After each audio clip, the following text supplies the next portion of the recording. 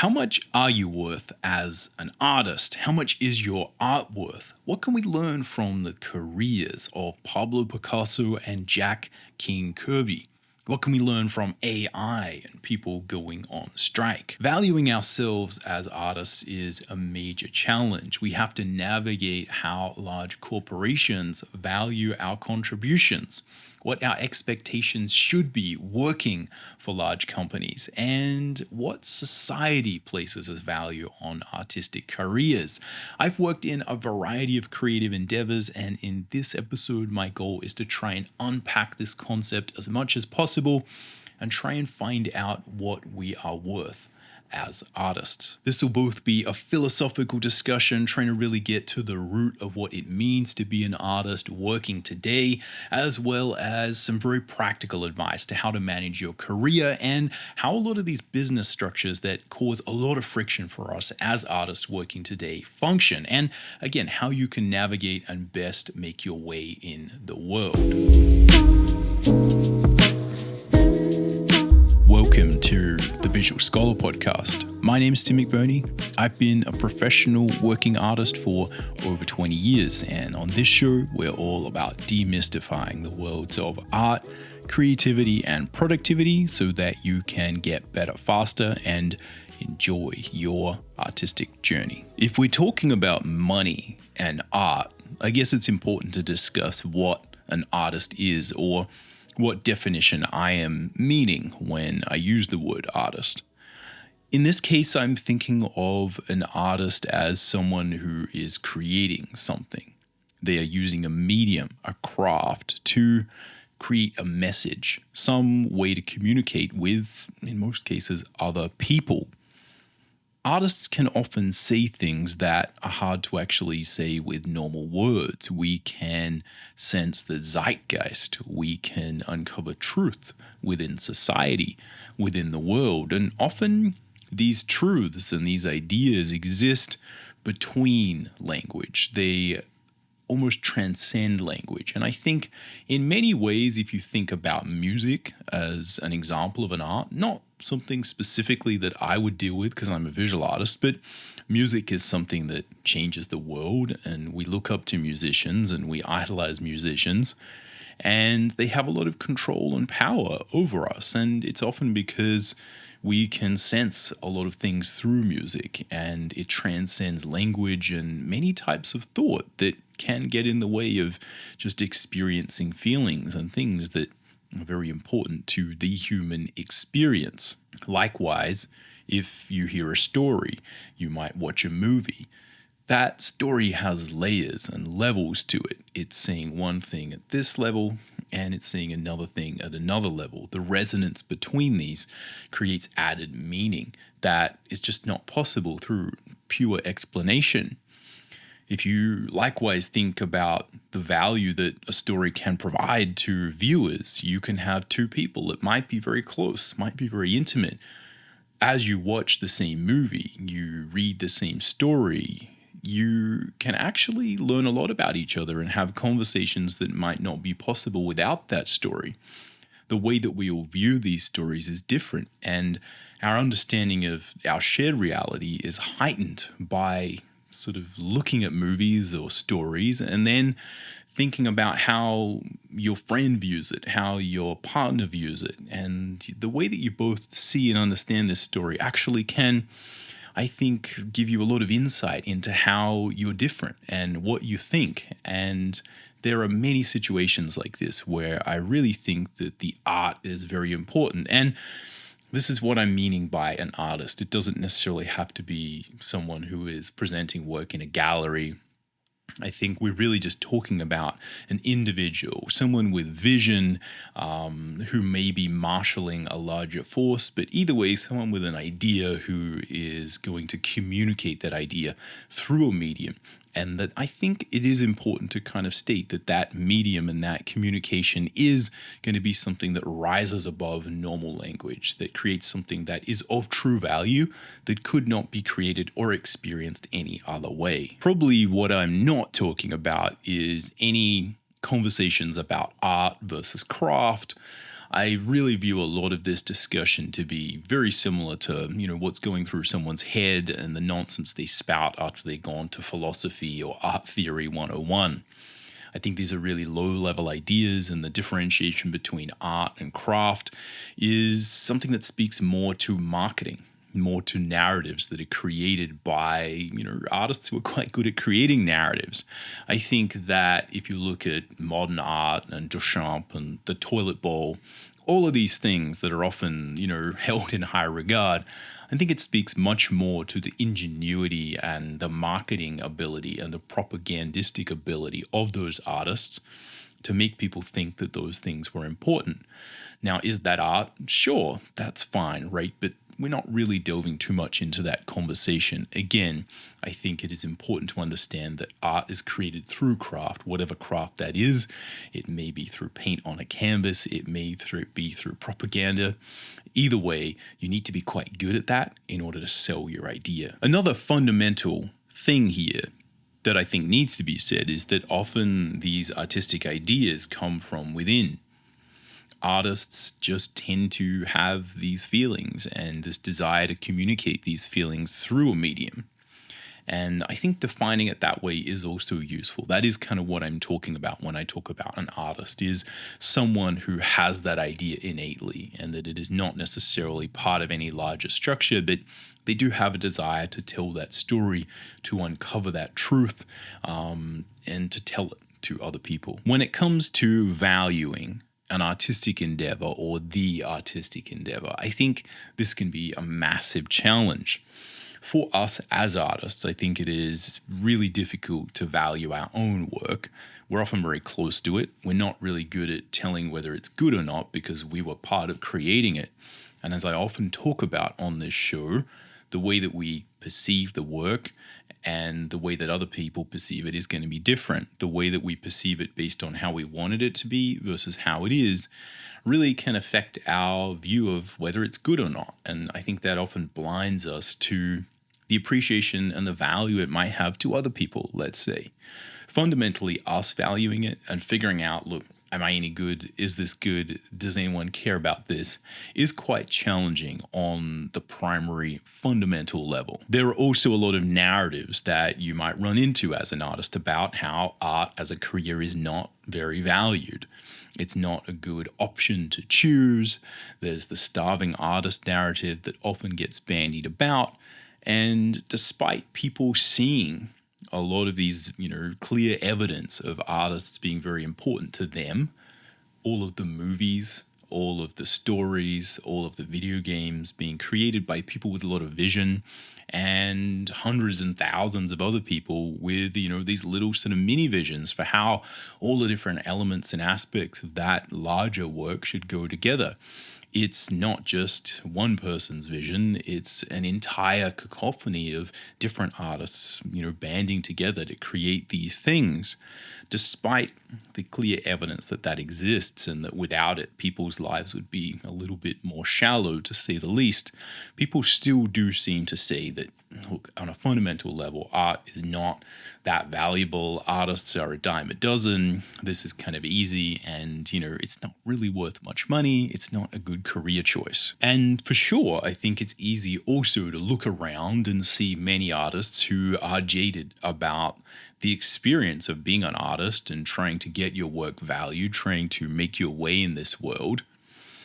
It's easy to see artists who aren't making any money, and often not just that, but that there's not necessarily this solid connection between good art and that good art being rewarded with lots of monetary value or otherwise. For me, I would often look at, artists that I could see around me, and I'd hear stories of the ultimate modern artist, someone like Picasso, right, manifesting this idea of cubism and being valued from an artistic standpoint, from this standpoint of society, right, appreciating him moving things forward into this, again, nether realm of cubism and relativism, and that this was modernity. And obviously, my understanding at least is that Picasso was quite wealthy. He, made a good lot in life out of doing all of these things. And yet his drawing was kind of squiggly and it didn't represent what I would at least appreciate as a good level of craft. And I would see someone like Jack King Kirby, the creator of half the Marvel universe that inspires the Marvel Cinematic Universe and has gone on to make companies and corporations and other people billions and billions of dollars, to make them very wealthy. He also, to my understanding, was not necessarily poor when he died, but was very jaded by the experience. He classically said that comics will break your heart, speaking to someone who was, potentially going to go into fine art or comics. There is this idea that a lot of these career paths are not necessarily all they're cracked up to be. And I think you can see that with someone like Jack Kirby. He's someone who created so much valuable intellectual property that was very valuable for the companies that he worked for. And again, he didn't really see the fruits of that labor. In fact, personally for me, a lot of this just didn't make sense. I saw a lot of commercial illustrators, people who were in many ways making a good career out of their art. They had good jobs and they were regularly creating art, but they weren't really attached to it in the way that an artist is, and they sounded very jaded when I talked to them. There was a lot of complaining, a lot of saying that they would just love to do their personal work, which I would interpret as their art someday, and that they were very much, captured by this corporate machine. They weren't happy. They were just kind of stuck, right? Again, stuck like a cog in a machine, and I didn't want any part of that. It seemed completely miserable. And so, for the most part, initially, personally, I shunned this idea of commercial art and working for the man. As a response to this, I went off to seek my fortune as a comic book creator, as an auteur, someone who had control of their work and legal and moral ownership of it. I sought out a job or a place within the French comic book industry, an industry that is very much, appreciated for its appreciation of art and artists. And a lot of the contracts and the legal situation there was very much in favor of artist rights. I got to own a portion of all of the books that I created, and I fundamentally owned them at the bottom line. That's kind of what happened. And I got to retain my moral right to be identified as the author of this work, something that not all artists that we look up to share. And while I would say all of that lived up to its reputation, I think that was all true, and I think it probably still is true. Nevertheless, it didn't necessarily work out for me, as I don't think it necessarily works out for a lot of people on a monetary level. And I think there's a lot of good business reasons for that we'll get into later in this particular episode. But again, at some point, I kind of just had to admit that I really didn't understand what was going wrong here.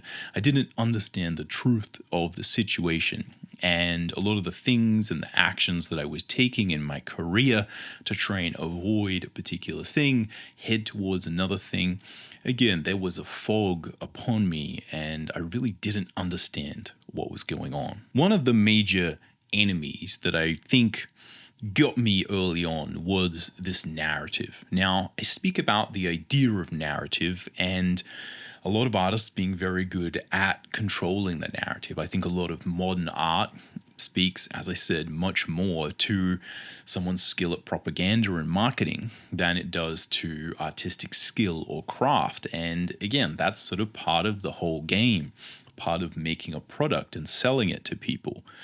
But in a similar way, I think the idea of narrative and the stories that get told, often by artists and by people, and things that are repeated, these ideas, these memes that get into the public consciousness about art and its value.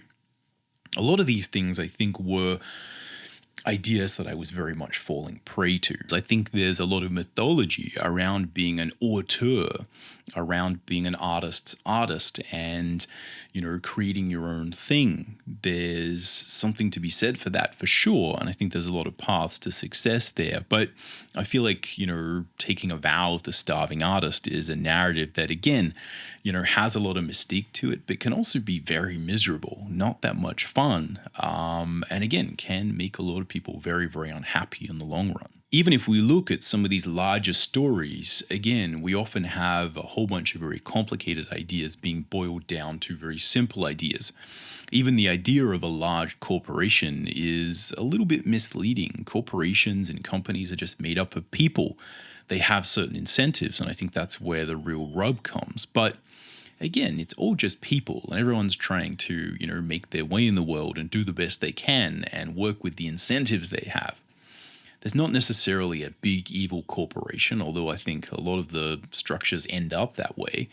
And not every corporation is just looking out for the bottom line. There's a lot of companies that are just made up of people, and they're just trying to create things. And the only way you can do that is to work for hire.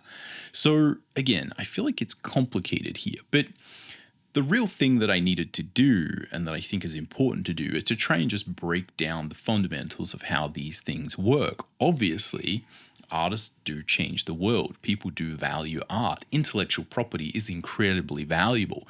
It's the primary thing that a lot of these big companies end up owning. It's the thing that makes them valuable themselves. It really helped me to try and break a lot of this down into its most fundamental business sense. And again, if you're aware of a lot of these concepts, this might not be new, but I think for a lot of artists, this is, because we come at this from the artist's perspective, and it is the artist's perspective that we view everything through, this little prism of understanding. And again, I feel like that's how a lot of the narratives are built. Who's good, who's bad.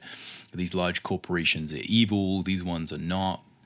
These structures are very relative, is I guess what I'm saying. And if we look at the simple mechanism, I think it's a little bit easier to step back and understand what's actually going on. So if we go back to that frame, the artist's art is valuable. The things we create are valuable in some way. It's hard to tell how much they're valuable though. And I think that's where this idea is a little bit relative. The thing that sells is a product, and without a product, it's very hard to figure out how much something has value in the marketplace, and that's kind of how the money is made. As artists, we're part of creating a product, of creating a work, but it is the way the product is productized and sold into the market where most of the money is made. The marketing, in fact, is where most of the money is made. If you can't sell a product, if you can't find quote unquote product market fit, then there's no money there. It really doesn't matter how good the product is. And there's lots of good examples of this, of great films that were marketed poorly.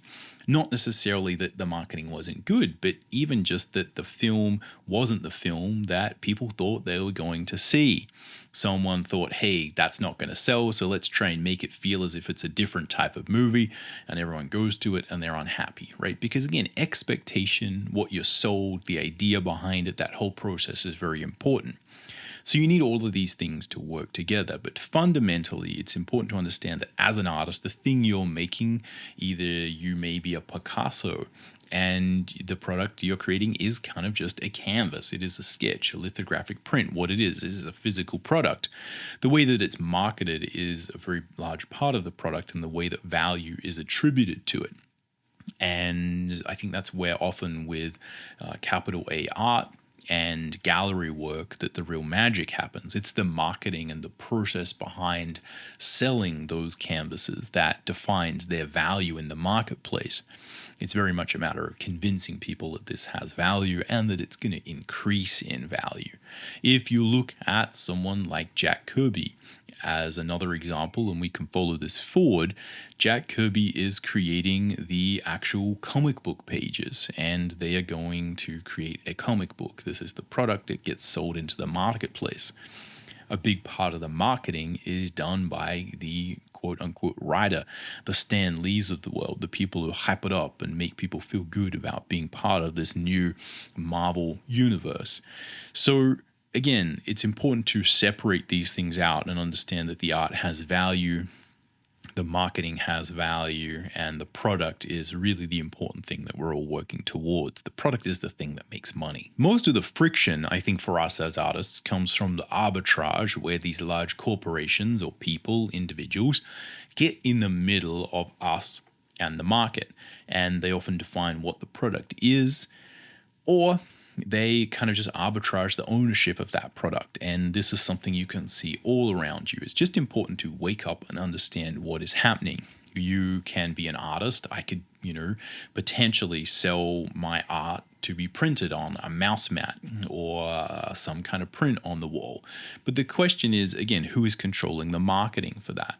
Often when we get these emails, someone asking us to, join our art and our sort of personal brand to, a store they have where they're making, widgets that need art on them. The question is, again, that's an arbitrage of us and the market. Now, again, there's very legitimate cases where that is completely viable. But yeah, just understand that's what's happening. Whenever you see these deals, understanding that someone is trying to arbitrage your particular art and creative effort. And the question is, how much of the pie are they getting? How much of the pie are you getting? Is that fair? Is that worth it? There are many of these structures that do support artists quite well and end up, serving everyone well. Everyone kind of tends to be happy. That's ideally what you want. You want, as an artist, for someone else to really think about how they could use your art, find a market for it, develop that market, and then you just kind of sell them the intellectual property for your images and your brand. And they're doing a lot of heavy lifting and you're doing a lot of heavy lifting, and it comes together and it's a magical synergy, right? Where you do very little work besides just having created your art, and they do a lot of their work, and everyone benefits, essentially. Everyone's happily. That's kind of the ideal situation in this capitalistic marketplace, is everyone gets a pretty good deal, everyone gets a good cut of that pie, and life moves on, and again, hopefully more better opportunities arise down the line. It's also the case, though, that people are fed hopes and dreams as young artists, and they're sold into indentured slavery almost as part of large corporations, and they're worked to the bone, having to work day and night, 7 days a week for very little pay, and they're just fed scraps. This often happens in the video gaming industry, the VFX industry. A lot of these places really do burn out artists, and they're just used as cogs in a machine. They're fed very little of the final product. And again, the experience for the artist there is very, very negative in terms of how much of the pie they actually get, how much they have to work, how much sweat equity they have to put in, and again, the creative involvement they get, the artistic, benefit and satisfaction they get from creating that work is very little. Some of these deals are good, some of them are bad when you let someone get in the middle of you and the market. I think it should come as no surprise that when these corporations get very large, they do take on the attributes of, a corporation that is kind of not necessarily aligned with a lot of artists' needs and desires. And I think we should have no expectation of these large corporations serving us well as artists.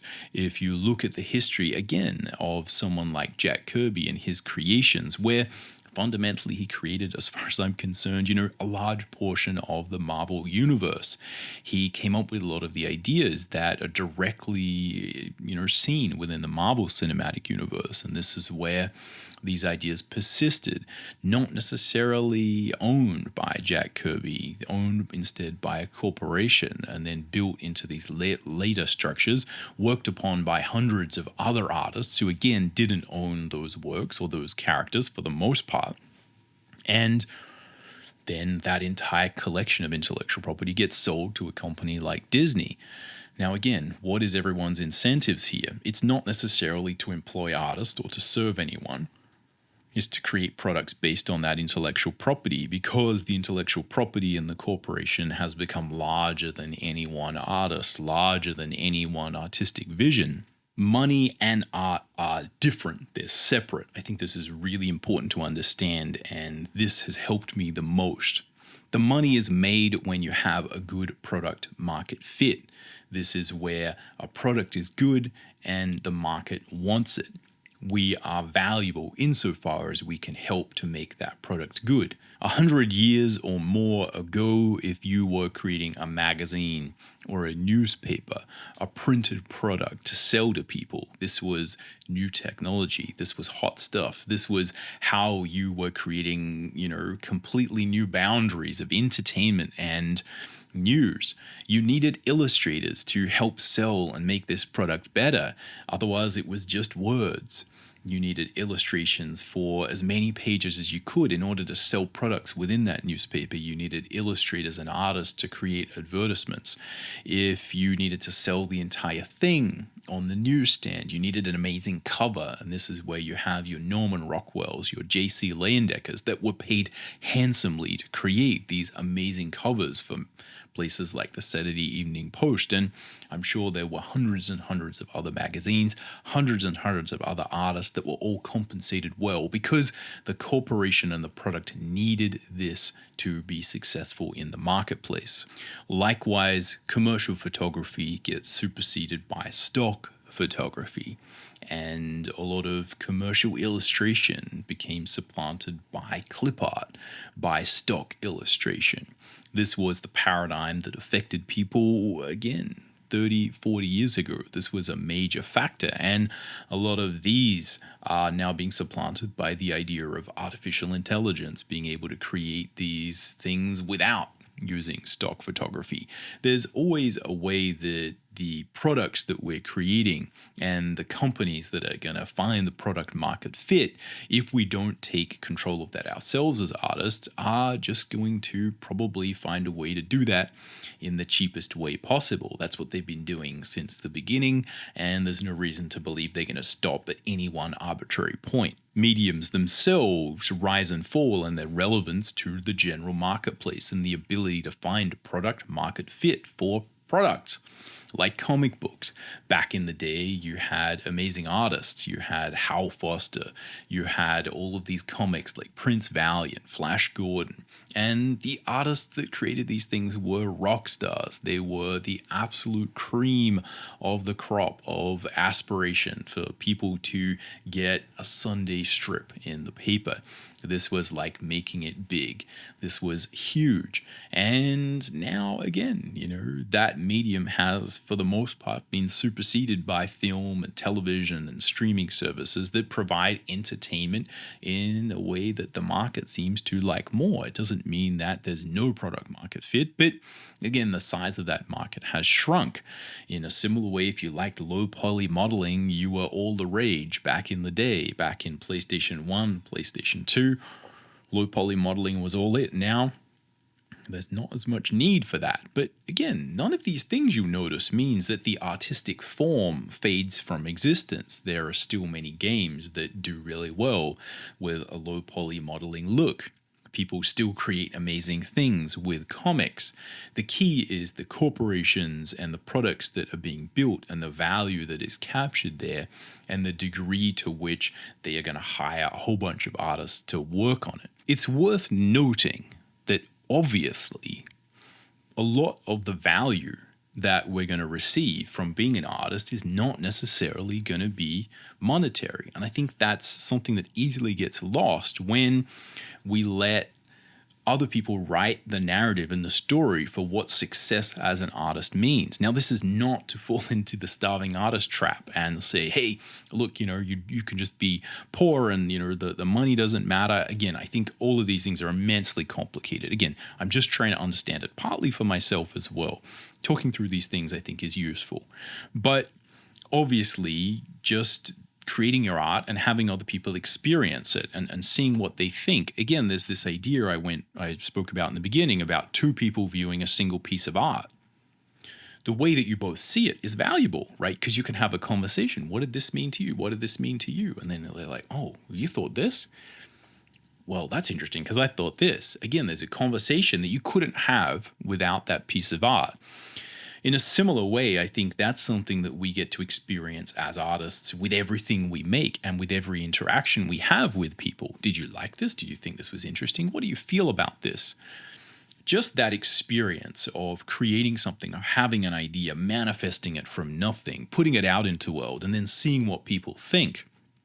is kind of addictive. It's kind of the magic of the whole thing for me anyway. And I think it's important to understand that you kind of can't put a price on that, right? I don't know how to make that happen any other way. It's a complete mystery. And I think that we don't need a lot of people to be having that experience for us to find value out of it. Essentially just one person looking at it and having an opinion or having a thought, being able to have a conversation about our internal dialogue and what we were thinking about as we created it is valuable. So part of the reason, again, I like this topic, and again, I want to sort of bring it to you, is that I see a lot of dialogue around these concepts when it comes to the AI debates and writer strikes and people really trying to come to grips with this. And the way that I've viewed this for a long time is just that if you kind of want these systems of exploitation to change, then you need to do something about it when things are going right. It's very sort of disappointing to me that a lot of, people are kind of very worried about, their jobs when they get attacked by, burgeoning, optimization and automation, right? It's always the fact that, when our job is challenged that we get upset about it and it feels really real. But, when we're reaping the benefits from, 100,000 other people's jobs being completely annihilated by automation that we benefit from, where we can buy phones and technology that, is completely wiped out industries and people's livelihoods, it's important to really understand how this stuff works and understand the narrative at play if we always view it as our job being under attack, and that, yes, this large corporation that previously seemed to really like us and value us now no longer values us at all, when we can see as fact, as evidence of their action, not what they say, but what they have done to many, many artists before us, is that they exploit and don't appreciate that art, that they will rip off people when they can, and they will take advantage of artists and treat them very, very poorly if they can get away with it. And of course, they say that, everything's great, but that's their narrative. That's not necessarily evidenced by the action or the history that we can clearly see. And I think constructing, again, our own narrative around what this is and what you should expect by interacting with these large corporations, where your boundaries should be defined, I think is really important. And I think that's really the discussion that should be happening. And it's much better to have these discussions when everything's going well than to wait for it to, the boat to have kind of sailed here, because you just don't have any bargaining power at that point. So again, I don't have a lot of involvement with any of that, really. I'm not part of any union. I don't have a lot of involvement with any of that stuff. But again, I've found a lot of peace looking at and appreciating the way that all these companies and markets and actors and employers and artists interact with each other, and just trying to see what is actually happening. Again, personally, I would have no expectation of being treated well by any of those companies, because history tells me they don't value artists and they never have. And again, it's insanity to imagine that they are going to magically do so in the future. All right, so hopefully that doesn't sound too dystopian and miserable, because that's not really my intention. But I do think that there are problems here as an artist and being valued by society, and that in order to fix the problem, you need to identify it. You do need to understand where the traps are. So I'm not saying any of this to be like, oh, doom and gloom, woe is me, woe betide the artistic industry. I think that you just need to understand the mechanisms at play. These large corporations, what their incentives are. Often these systems of exploitation, whether they are, manifest specifically by people or they just sort of are emergent behaviors, they are often putting up these little kind of things that we want. Hey, become this famous director, famous concept artist, famous writer, famous VFX person. And, the experience that people have is that, often they don't get there, right? There's for every amazing, concept artist who gets designed this really cool thing, there's a whole bunch of people designing a whole bunch of boring stuff, right? That's not that interesting. And, sometimes they never get to the top, right? We're often dangled these again, sort of idealized sort of end goals when it comes to those larger careers. And obviously not everyone can get to the top of that. and there are hundreds of VFX workers who, get sort of, burnt out, worked to the bone, not really paid, and they're kind of promised like, oh, maybe if you just keep doing this, you'll get to the next level. But, there really isn't a next level in a lot of these things. There are a lot of these businesses and industries that work by exploiting the desire for artists to work hard and their desire to just kind of, work as artists. And it's just important to understand that. If you don't see that happening, then it's very easy to get burnt. But again, as I said, that's part of identifying the problem, not necessarily the solution. And in order to, have a happy career, to, understand, where the value is going to be created and how you can sort of thrive in any of these situations, you need to understand where not to go, right? It's often a matter of just understanding, hey, don't go here, don't go here. And then, the rest is probably going to be, look, it's somewhere in the middle. Again, my goal is not to be doom and gloom. The ideas that artists create for society through these large corporations, the intellectual property that is manifested, is very valuable. These things get stale. They get old really quickly if you don't have people with energy and new ideas to push them forward. You can see that at play today. Many of these large properties that we really like, again, have stagnated to a certain degree. It's hard to make good stuff. You can't formalize it and, magically just keep churning it out. It doesn't matter how much money's involved. You need people with artistic integrity, with direction, with an idea, with something to say that people care about. Otherwise, there is no product market fit for these things. So our role here is important.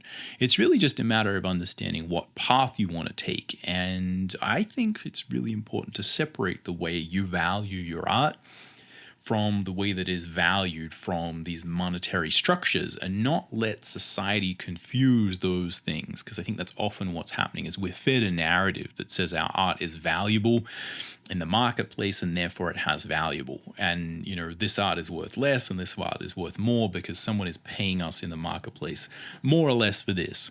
Really important to separate those out and also come to peace and come to terms with the different options that we might have. The first option I think we typically have is to work in a production line. This is where we're literally creating a product.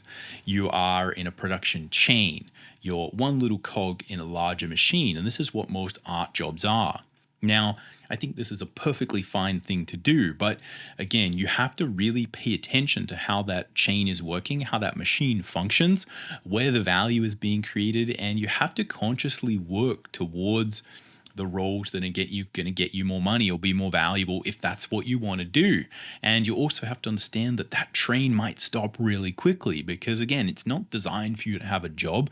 It's designed to create a product. And if you don't consciously update your skills and figure out where you fit in that giant machine and stay current with it and optimize your abilities, so you can help that production chain the most, then again, you're going to run into trouble. So that's always the goal, is just to understand the positives and the negatives there.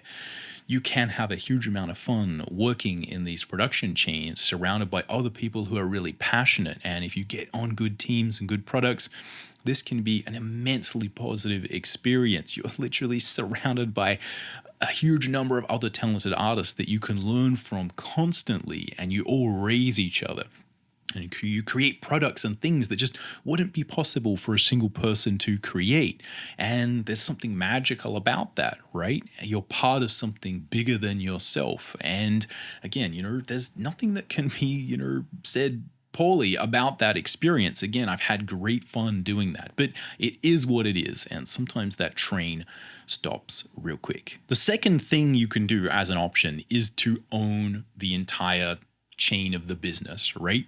Understand the idea, the marketing, creating the product, and you are either a major contributor, a major owner of that. Again, I think people have often viewed this as starting a large company, or, that there's a lot of baggage here. It really just means that you're taking responsibility for that entire thing. And I think often, just people selling their art as prints online are kind of doing this. People making video games with one person, two person, maybe a few people are very much doing this, right? You really sort of own the business, you own the product, and, maybe you hire a few people, but everyone is very much, creatively involved and has creative ownership of the product. I think that's the second obvious thing you can do with your art, is to really go a little bit smaller. You're not going to have the same opportunity to create these really, really large products, but again, I think this is often a really, really sensible thing to do, because you're not going to be affected by all of that other stuff, right? All of that other machinery, you don't have to worry about that. Even though the scope is much smaller, you can really just focus on, how do I make the best product? And I think there's something very satisfying from an artistic standpoint about that. Lastly, I think you can take the vow of poverty. No, not literally, but I think you can really just optimize for being a capital A artist. And I think there's a lot of people who do this, where they find ways to sell their art and, create a market for it. But it is very much secondary to, them being artists and really identifying as being a solo person who creates things. And I think when you do this, you have to understand that, again, it is very challenging to find product market fit when you can't just drastically change the product, because it's your artistic expression. And again, that's just not what you're going to do. So it's very much a matter of scraping together and really figuring out how to find, a small but valuable number of people who are going to be your market and who really like what you are creating. And I think that as well is something that used to be something where people did in galleries and, that kind of stuff. But I think it's actually a lot more possible now with, the modern sort of internet and marketing opportunities you have to actually make that a really viable career. But again, this is where you still are owning everything, but you're kind of sticking to your artistic guns, and you're not going to change what you're making that much. You're not really thinking about a product or, the business side of it. What you're really focusing on is, how do I market and find a market that fits what I really love to create? The key to all of this, I really think, is to see the world for how it is as much as possible, and to construct your own narratives around how you're going to navigate that. Try not to get swayed by, again, the narratives that are created by society or your parents or other people who don't really understand how these creative markets function, where the value is, and how all the stuff that they consume every day is made. Understand for yourself how it's made and how you want to fit in there. And I think that way, again, you can construct your own narrative and really think about how you're owning your place in this particular environment. As I said earlier on, even though it may seem a little bit self-defeating to be a capital A artist, even if you're just, creating little prints of fantasy stuff or whatever it is, again, that's what I think of when I think of doing that. There's a lot of benefits to that, again, are invaluable. You just doing the things that you want and finding other people and connecting with people who like the same things, creating that sort of product, creating that market, trying to sort of figure out how to make these amazing things. There's a huge amount of value that you're going to get to that from that self-expression, and also in the long term, building a brand for yourself that will persist over time, building a fan base that will potentially support you for a long time. There's a value there that, again, can't be expressed in pure monetary terms. You're building something that has a huge amount of value to your life, and that, again, might actually be able to provide you financially, for a long time in the future. All right, so that was, as usual, a fairly amorphous series of thoughts and ideas on money and value and how to make your way in the world as an artist. These are the things that, again, I've thought of and I've sort of noticed over the years that have helped me to try and navigate these same topics. So hopefully that has helped you to understand these things and helped you to really, think about what you might want to do, or at least just got you to think about it. What I want to do lastly is, as normal, some takeaways. What can we actually do with this information, and what's some really practical advice going forward? Okay, analytical takeaway. How can we view this dispassionately? How can we view this from a 50,000 foot viewpoint, let's say? I think there's two concepts here that I think are really worthwhile exploring. One is just that typically businesses and companies that we're working with are going to view things from the product market fit backwards. Now, if you think on a linear scale, how us as artists often think things are created, we come up with an intent, we have an idea, and then we're really not even sure what medium or thing we're going to use to create that, what it's going to look like. And we kind of create the product, and then we're often like, now I kind of know what product I've made. Then how am I going to sell this? What market? It all just seems too hard because we're kind of starting from an idea. We don't even know what our product is going to be, let alone how to market it, how to make money from it. The person who's maybe more on the business side is going to think completely in the opposite direction. If you look at traditional business literature, it's often about finding a hole in the market. You're going to say, okay, there's tons of small cars, there's tons of big cars, but there's no middle cars, right?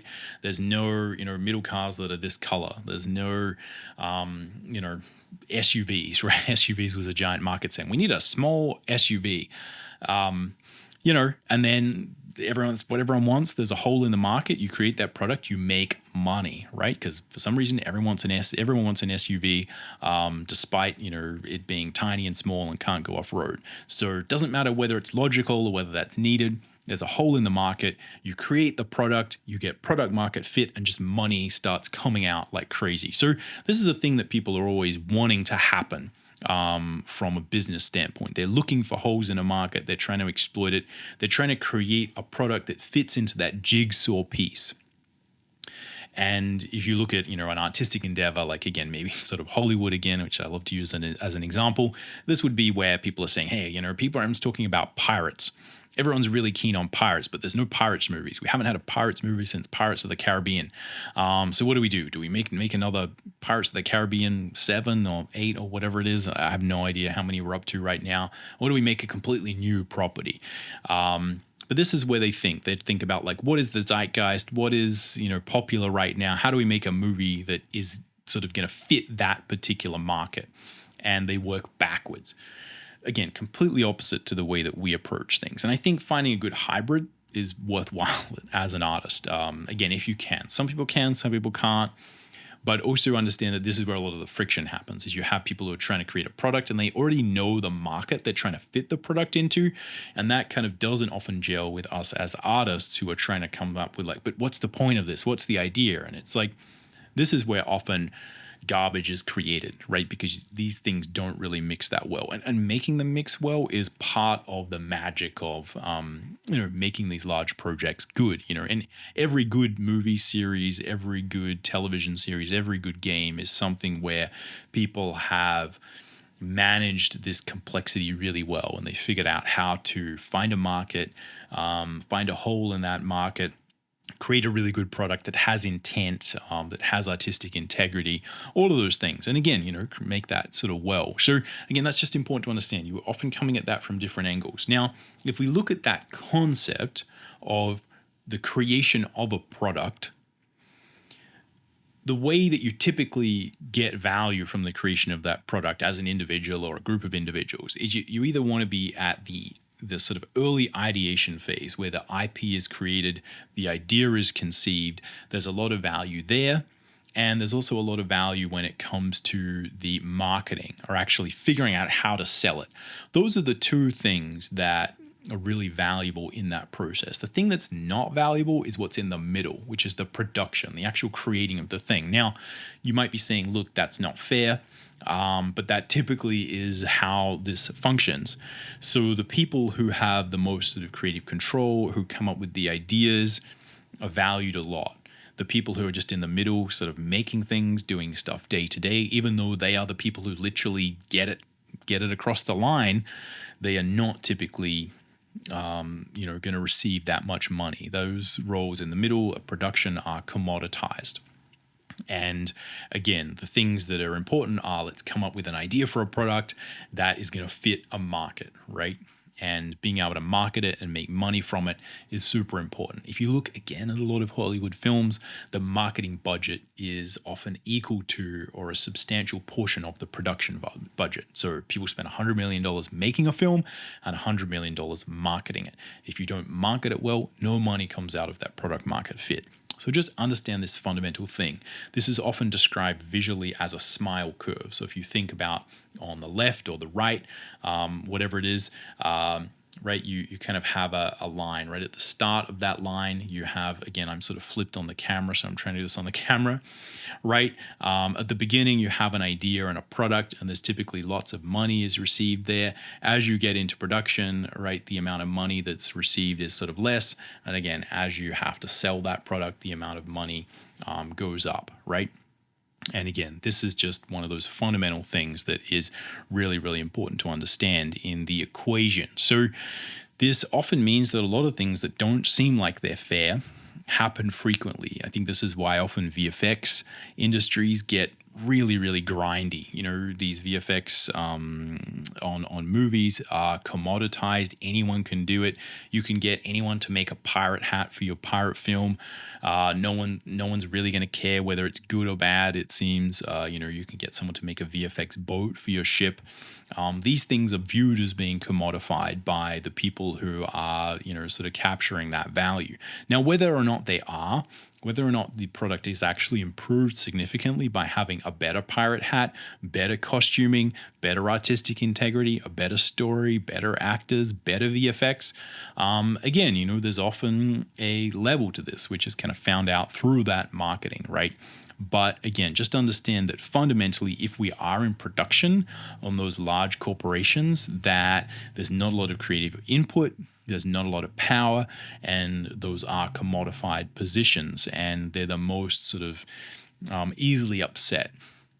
Now, this is also important to understand if you're looking at smaller scale sort of studio work, or if you're freelancing, that the money is really going to come at the idea phase and at the marketing phase at the end. And most of the jobs that you find freelancing in production, like sort of making assets and stuff like that, yes, they're very valuable. Yes, there's often lots of work, but again, those are the first types of jobs to be outsourced, be turned into AI, and there's often like a pretty hard cap on the amount of money you can make there. Whereas again, if you come up with a great idea, or you know how to market a good idea, then again, there tends to be a lot more money there in general. So again, that's not about it being fair, just trying to look at it analytically from the least sort of passionate place possible. Now, I think it's worthwhile looking at a few of those examples I talked about earlier. If you look at Picasso and Jack Kirby, I think for me, this is how at least I rationalize it. And I understand as well, I don't know any of these people intimately. I haven't read a lot of books on this. I'm just looking at the colloquial stories that are told about Picasso and Jack Kirby. Picasso being, the inventor of Cubism, maybe not. Again, that's often how he's viewed. And Jack Kirby being, again, the guy who created half of the Marvel universe. Now, if you look at Picasso, I think there's a good understanding there that as an artist, he's controlling the production, but also the ideation, coming up with the concepts, what he's going to make. And there was a lot of really serious ideas in the concept of Cubism. This is a revolutionary way of viewing the world, and made people, really sort of rethink and, have good experiences viewing that. And I think he was also a very good marketer, very good at the propagandistic side of selling himself and the ideas. And I think a lot of these artists who are very successful, Andy Warhols, these people who were able to make, art that had lower craft, let's say, into something that was very valuable, is they were good at marketing. They were good at selling. And you can see there that having a really high concept idea and being good at selling it is what will fundamentally be able to make these people a lot of money. If you contrast that with Jack Kirby, what was Jack Kirby good at? Yes, he was good at the ideation, but what you notice about many of the conflicts that happened with the creation of the Marvel Universe, you had Stan Lee, who was kind of using the Marvel method to write, where he'd say, hey, Jack, here's an idea for this. And that's the fundamental initial idea. And yes, Jack Kirby went along and sort of took that and actually made it into something. But it was, again, Stan Lee who was the one who was promoting everything and selling it. And often you have these, arguments about sort of Stan Lee versus Jack Kirby. Stan Lee, wrote and created half of the Marvel universe, and went on to be identified as the creator of a lot of those things. A lot of the artists he worked with were very upset because they felt like they did most of it. They did most of the production, but they didn't get anywhere near the amount of sort of fame and fortune that sort of Stan Lee received for that work. Now, again, there's the rabbit hole there is like very, very deep and tangled, and I don't necessarily want to jump in there because, again, it could easily be seen that Stan Lee, wasn't necessarily a billionaire or a millionaire either. But I think that's a good example of how you can see clearly that people who literally created the things that had a massive amount of value, they weren't attached to the initial idea, and they also weren't attached to the marketing and the selling of that idea, and therefore they kind of got shafted out of the majority of the compensation. And a lot of what those comic book artists did was just day in, day out, grinding. And if you made comics, you know how much work that is. And these people were prolific. They're spending a huge amount of time at the drawing board creating these things. And this is what, again, initially just didn't make sense to me. How can Picasso do these little scribbles? And how can Jack Kirby create literally half of Marvel Comics? And yet he's sort of sad and miserable. And Picasso is, I don't know what Picasso was, but, I imagine he seemed like a jolly fellow, right? He seemed like he was enjoying life, let's say.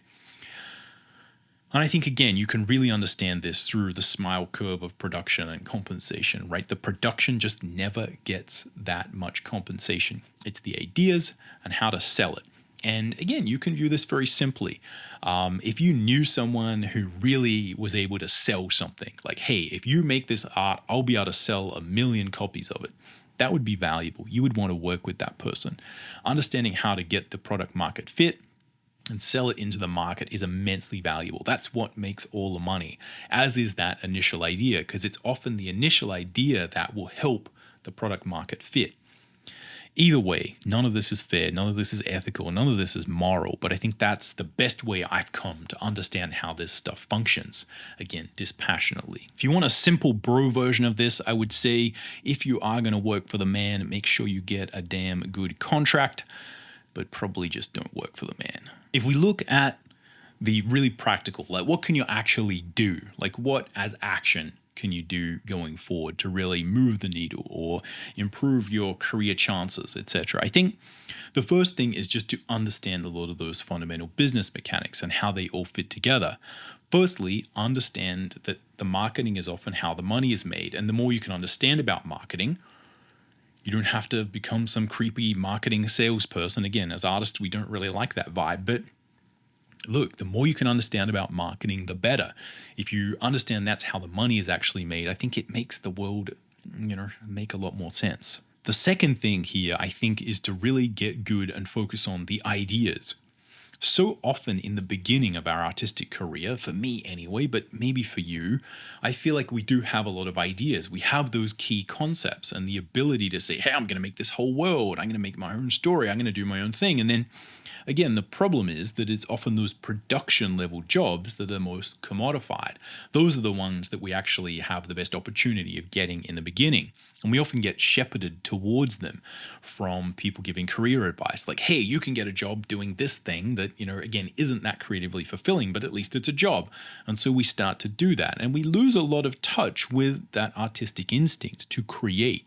But I think it's there for a lot of us. So if you're starting out, I would say, don't lose that. Just make your own stuff. I think the more that you can get in touch with being able to just create stuff, come up with ideas, get in really early on the ground floor of projects or concepts is going to allow you to be in a much, much better position and maybe be a much more important cog in that machine, let's say. If you're much later on in your career, again, just remember that you probably had some of these intentions as an artist in the beginning. And the more you can reconnect with this and just understand there's nothing magical about these people who are coming up with, these story ideas or, these sort of major concepts that go into directing, how a project goes.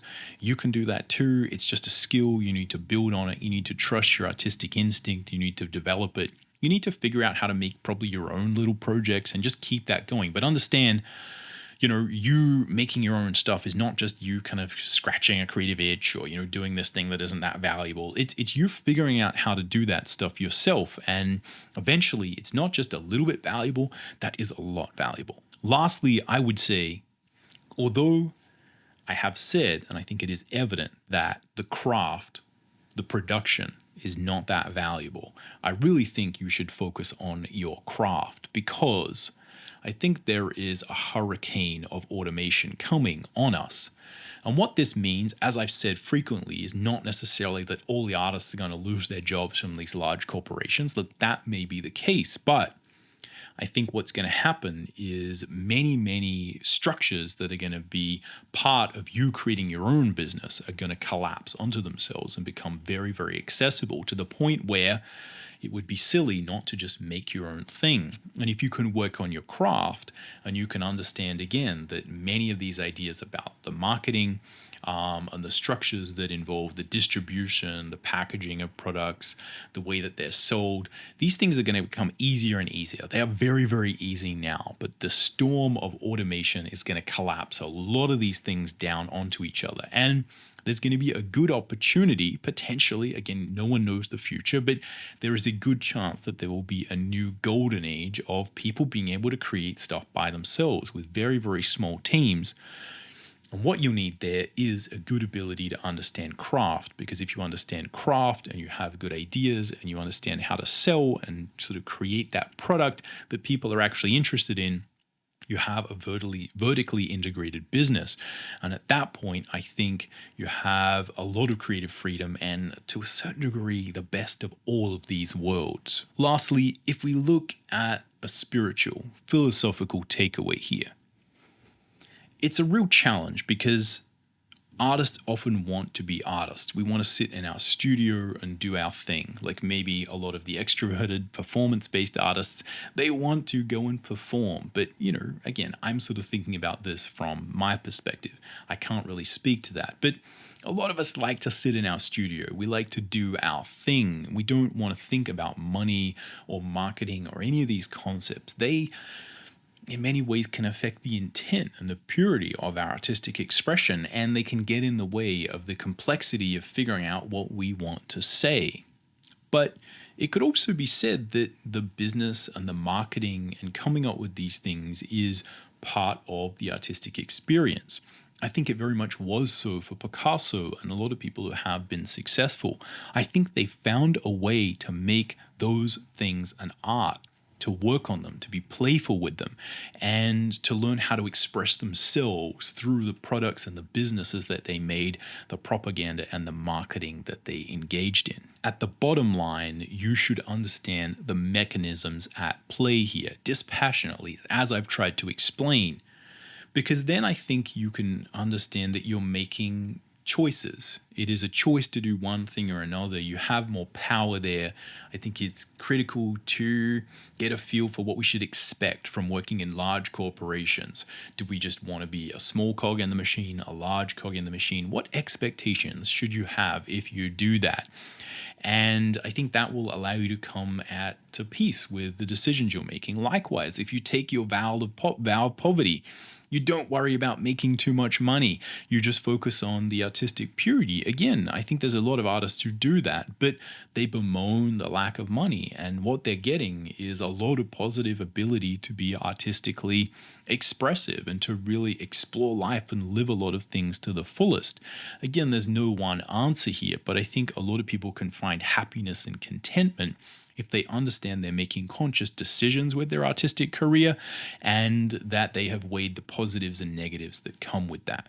That, at least, has been my experience. Anyway, I think that's all we got time for on this particular episode. Let me know what you thought of this one. Maybe it was a little bit too much sort of revolution, a little bit too depressing. Hopefully not, but let me know what you think. Again, my goal here is to try and share some knowledge that I've learned about business and, doing a wide variety of things, right? Again, working for large companies, doing my own thing, self-publishing stuff on Kickstarter. I've tried a lot of this stuff, so hopefully my information and experience here has helped you. I'm certainly still growing and learning as it comes to all of these things, trying new things, trying to understand how this works. So let me know if you've got comments or questions that we can sort of, help build upon this sort of knowledge. Maybe I can make some follow-up videos on some of these concepts as well. But other than that, good luck with your career advancement and options. Good luck with your art, and we'll catch you around on the next one.